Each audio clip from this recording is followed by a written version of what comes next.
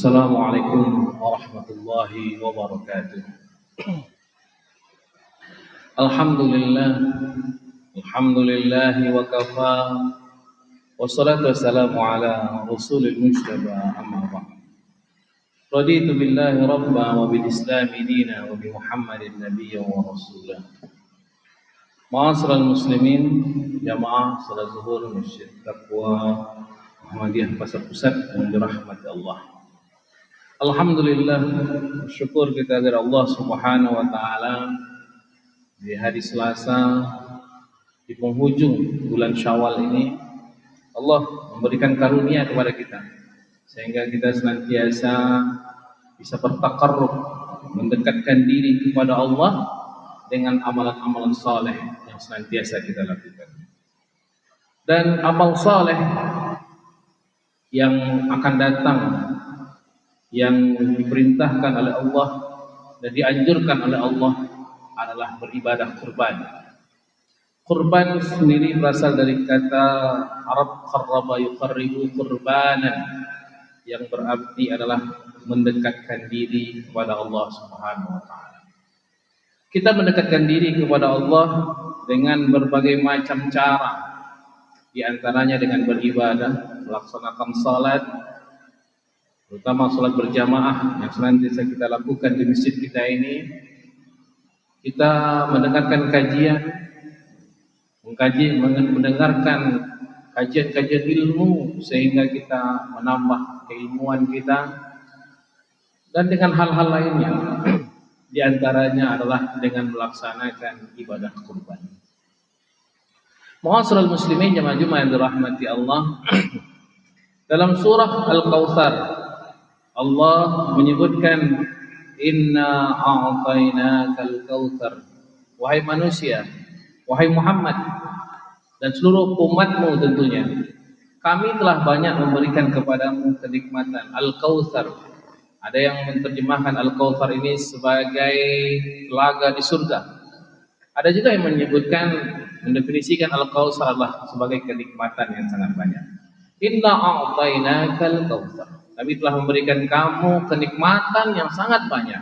Fasholli li rabbika wanhar, maka salatlah, maka kerjakanlah perintah Allah, maka tunaikanlah salat. Wanhar, jangan lupa berkorbanlah, menyembelih hewan kurban, menyedekahkan apa yang dimiliki, dan melaksanakan semua aktivitas yang bisa mendekatkan diri kepada Allah. Wanhar, maka sembelihlah hewan kurban.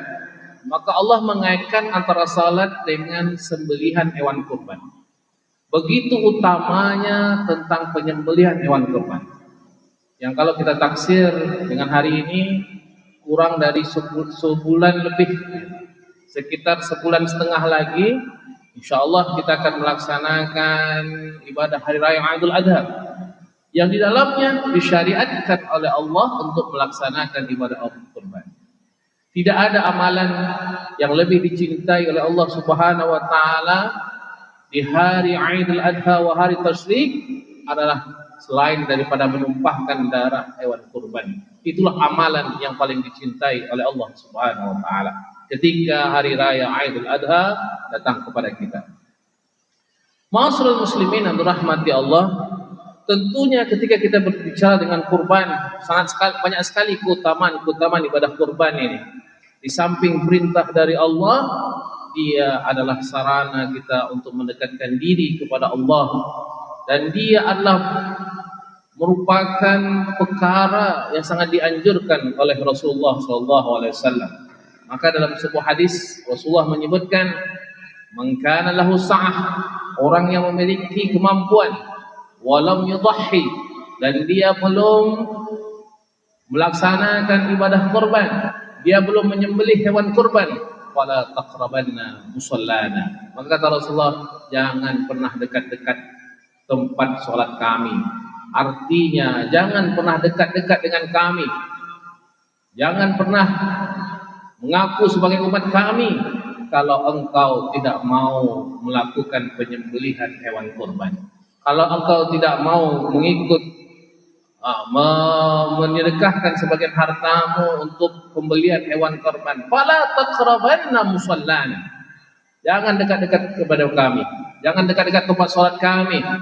Jangan mengaku bagian daripada umat kami kalau engkau tidak mau menyembelih hewan kurban yang kamu sedekahkan kepada kaum fuqara dan masakin. Maka ma'asyiral muslimin yang dirahmati Allah, tentu besar sekali daripada sejarah atau teladan tentang pengorbanan ini yang diajarkan oleh para nabi dan rasul terdahulu, di antaranya adalah Nabi Ibrahim alaihissalam. Bagaimana pengorbanan Nabi Ibrahim alaihissalam kita baca dalam sejarah-sejarah kenabian, sungguh luar biasa. Nabi Ibrahim alaihissalam rela mengorbankan apapun, hartanya, jiwanya, bahkan anaknya rela dia korbankan kepada Allah untuk mendekatkan dirinya kepada Allah Subhanahu wa taala. Dia tak takut dengan siapapun. Bahkan ketika Raja Namrud ingin membakarnya hidup-hidup, dia tidak takut.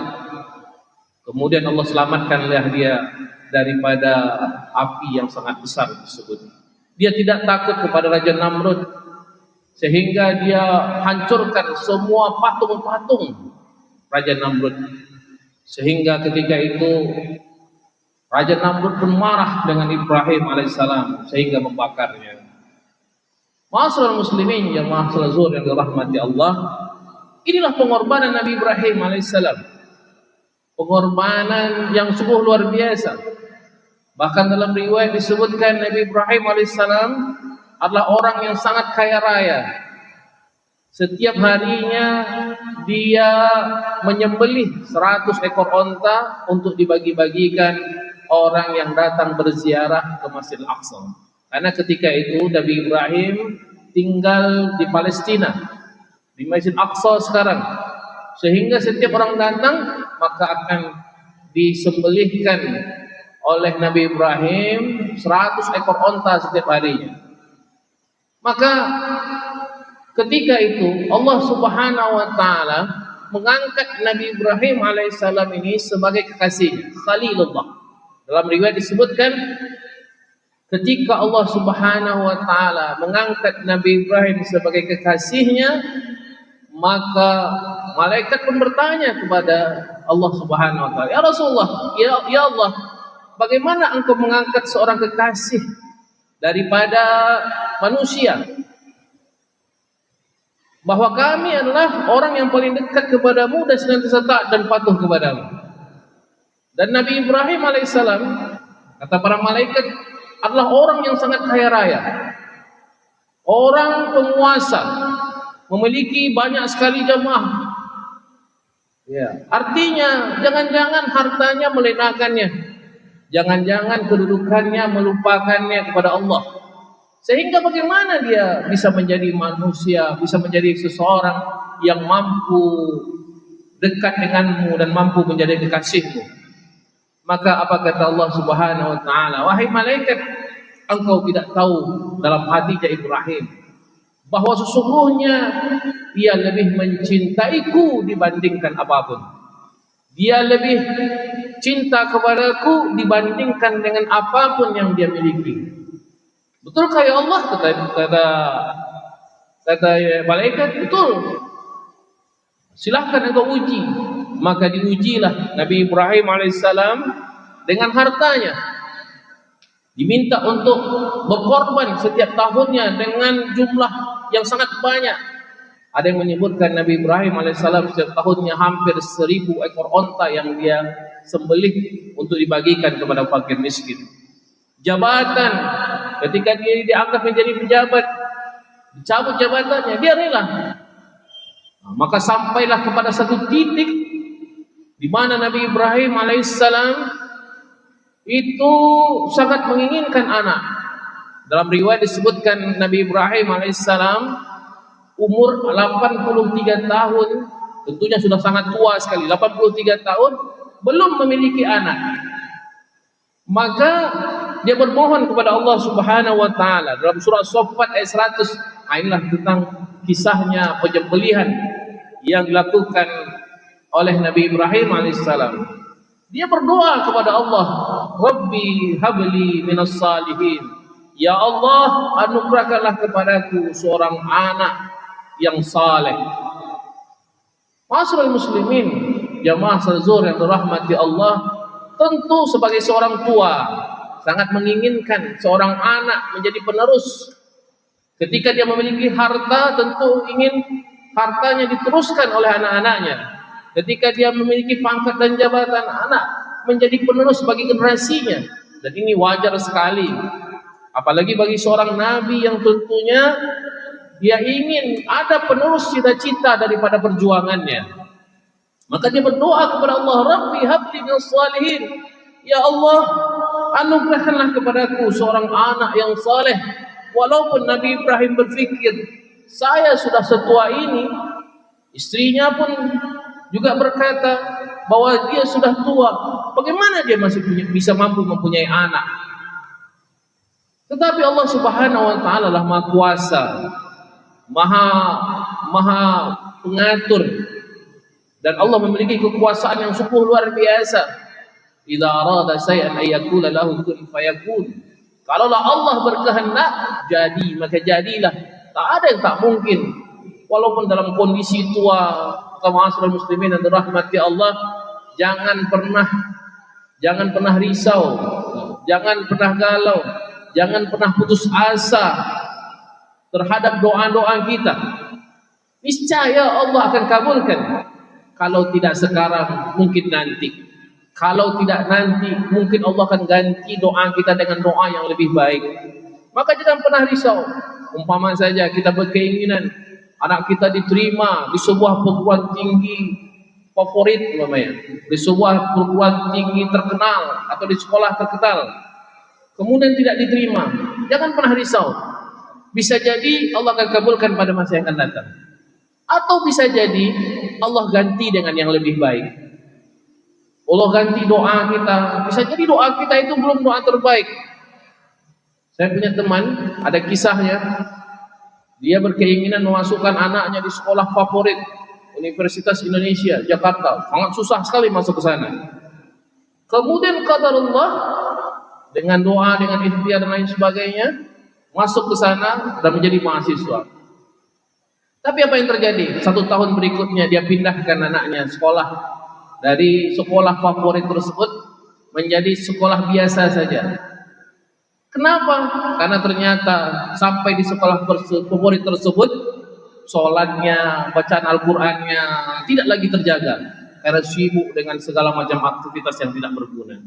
Jadi ma'asyiral muslimin yang dirahmati Allah, jangan pernah kita risau, jangan pernah putus asa dengan rahmat Allah.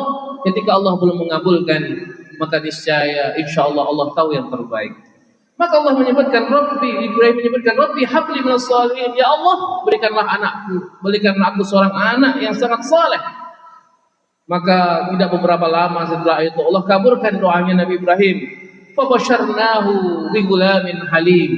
Maka kami berikan kepadanya sebuah kabar gembira tentang seorang anak yang sangat sabar. Gulamun halim adalah anak yang sabar. Dan ternyata ma'asyiral muslimin yang dirahmati Allah, yang kita butuhkan bukan anak pintar. Yang kita inginkan sebenarnya bukan anak yang memiliki kemampuan apa-apa. Sebenarnya yang sangat kita butuhkan adalah anak yang sabar, anak yang penyabar, anak yang patuh dan tunduk. Maka pembangunan karakter anak sekarang yang paling penting adalah membentuk karakter, bukan kepintaran. Saya punya sekolah, dan sekolah saya ini saya jadikan sebagai model bagaimana membentuk karakter itu lebih penting dibandingkan apapun. Bahasa Inggris penting, kemudian pelajaran-pelajaran matematika, sains penting. Tetapi yang lebih penting adalah pembangunan karakter, kesopanan, kesantunan, kesabaran, dan lain sebagainya. Karena kesuksesan seseorang akan dilihat daripada kesabaran.